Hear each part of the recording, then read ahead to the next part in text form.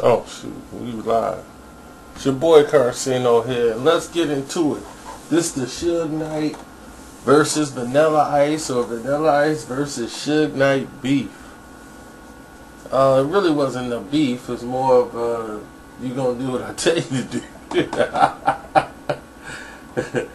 You know, everybody makes Suge to be out this boogeyman, but if we look at the story, the way it goes, he's either fighting for something that he felt was wrong, or, you know, a lot of times the situation is not as drawn out as people want to make it.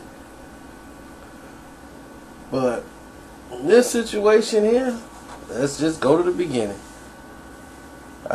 Nobody knows who Vanilla Ice is, and all of a sudden, here comes Ice Ice Baby on the radio. And Play That Funky Music was the, I think it was supposed to be the single, or it was on the 2 back-to-back singles. But everybody liked Ice Ice Baby.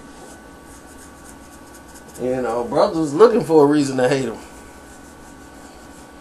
But all in 1990, that's all it was. MC Hammer and Vanilla Ice Ice Baby.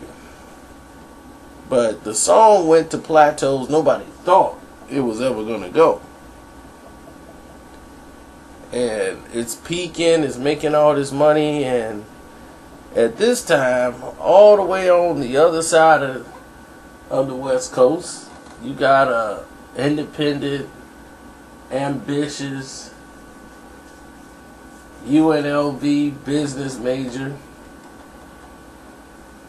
named Marion Suge Knight. And he's enterprising. He's getting ready to bring Dr. Dre and start his own record label and do all his stuff with him and try to see if he can get him out of NWA. Now, he didn't have the capital at the time to get this done.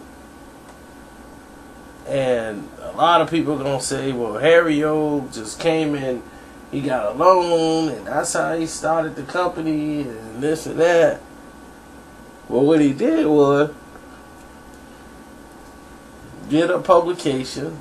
He signed a couple of artists that he had and trying to see what he could do with them. And one of his artists,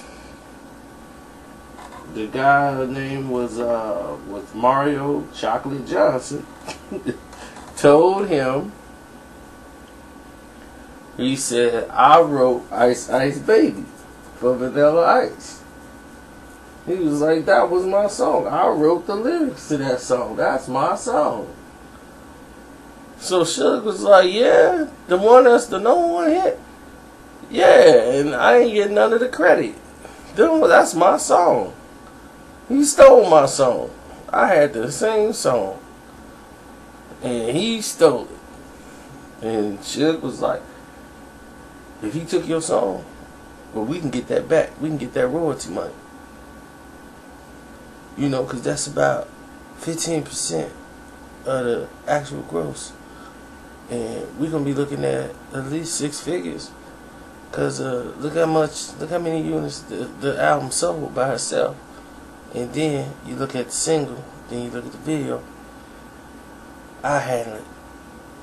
So, Suge went ahead to the restaurant, found out where Vanilla Ice was going to be. He was at a restaurant. He came barging in with the goons. You know, the big bloods. They were bigger than Vanilla Ice bodyguards. And they moved them out the way, like, man, move out our way, and sat down next to Vanilla Ice. And Vanilla Ice like, what's this? And he was like, hey, how you doing? He was like, all right. He shook his hand, and he got up and left. And they thought that was like the weirdest thing in the world. And they just go on through their business, and the song, they still promoting that. He did a video for, I think, Play That Funky Music or whatever. And again, he runs into Suge Knight. This is the second time. And everywhere Vanilla Ice was going, there was Suge. And he was moving people out the way, went up to him, he had the big stogie in his mouth, shook his hand, was like, "It's good to meet you." And he was like, "Yeah, like what's up?" And then they rolled out again. So Vanilla Ice is like, "What is going on? Who is this guy?" And then somebody said, "Oh, that guy there? Oh, that was Suge Knight." And he was like, "Well, what does he want with me?" He's like, "I don't know. But whatever it is, it must not be good."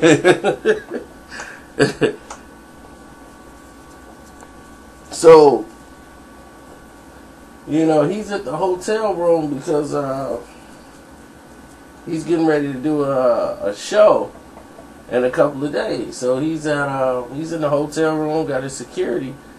Then all of a sudden, they get a knock at the door. And one of the security guards opened the door. They just barge in and just start beating the security guards up. Boof, boof, boof. Knocking them around. Poop, poop, poop, poop, poop. Big Blood's putting it down. Suge walked in. He ain't hit nobody. He ain't hurt nobody. Vanilla Ice just put his back up against the wall. All this is alleged, by the way. I don't know any of this. Vanilla Ice put his back up against the wall on the hotel. Like, "Man, look, I don't have no problems with you. I don't know what you want, but I ain't do it." He's like, man, come out on the back. Man, take your bitch ass out on the back. So he go out on the balcony, and he told him, he said, "Man, look all the way down there." And he look all the way down there and see, he's like, yeah, it's pretty high up. Listen, you gonna sign this contract saying that this guy wrote that Chocolate, my artist, he wrote Ice Ice Baby. He co-wrote it. That way we ain't gonna take all the credit from you. We're gonna let you get your money, and we're gonna let our man get his share because he said he helped write the song." And Vanilla Ice is like, "Nobody write that song but me." He's like, "He ain't helped me write the song." He was like, "I ain't come here to argue that. I just said sign the contract. That's all I'm saying. And then this all be over. And if you come back and you say I made you do this and I made you sign this contract, well, we'll continue. I'll let your imagination finish the rest of that sentence." So basically, he kind of knew from the conversation what that meant. We'll come back in and then continue where we left off. We're going to just stop it off at this. So he signed the contract, and he ended up giving some of his royalties to Ice Ice Baby over to Chocolate Johnson.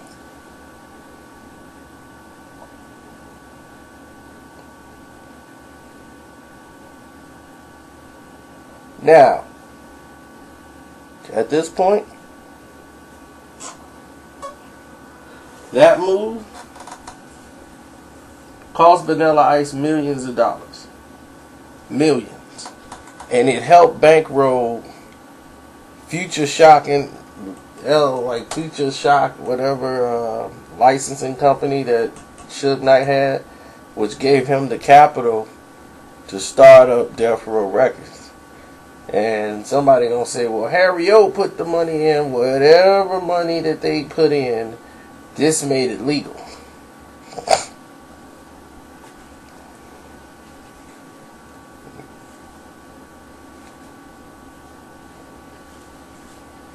So this is gonna make the whole transition legal. Now Suge Knight can legally start the company, get everything in motion, and get things moving. So investigative reporters start getting involved in the business once things start happening with Ruthless Records. The JDL got involved and wanted to know, how did Suge Knight get this type of money right off the bat? Who loaned him the money, and They were trying to bring him down before he even got started. And when every time, people try to do that, bad things happen. So they wanted to get Vanilla Ice to do this interview where he's telling the truth about Suge Knight. And the way they got him to do it was to put out this fake story that they knew wasn't true. And they said, well, if you won't tell us the real story, we're going to do this story. And when they told him that, he was like, I got to do the real story because this guy is finna butcher it. And he going to really have me messed up. My family could be in danger. My life could be in danger. Look, I'm sleeping at night peacefully, so I don't even want to worry about it. It's over. It's done. He can have the money. Basically. He didn't want nothing to do with it. Even when he was basically broke, he didn't care. He had a peace of mind. And that's all he really wanted at the situation was like, leave old Ice alone. So he saw Suge Knight that one time at a party when they had Ja Rule and what's not.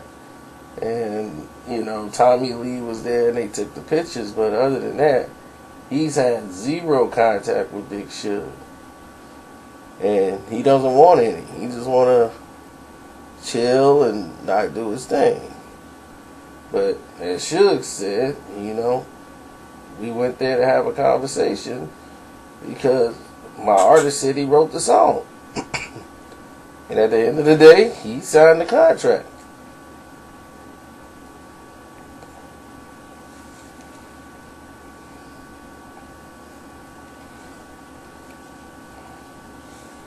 So that's why nothing really happened with Vanilla Ice, because he was like, look, I just want peace of mind. We good.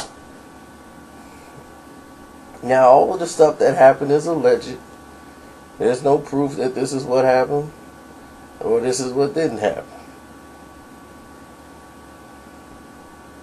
All I know is that Vanilla Ice signed away millions of dollars. And I don't know if it went to Chocolate. Well, whatever happened to that guy? I have no idea. That should be the question. The truth behind the disappearance of Chocolate. Because I don't remember seeing him on death row.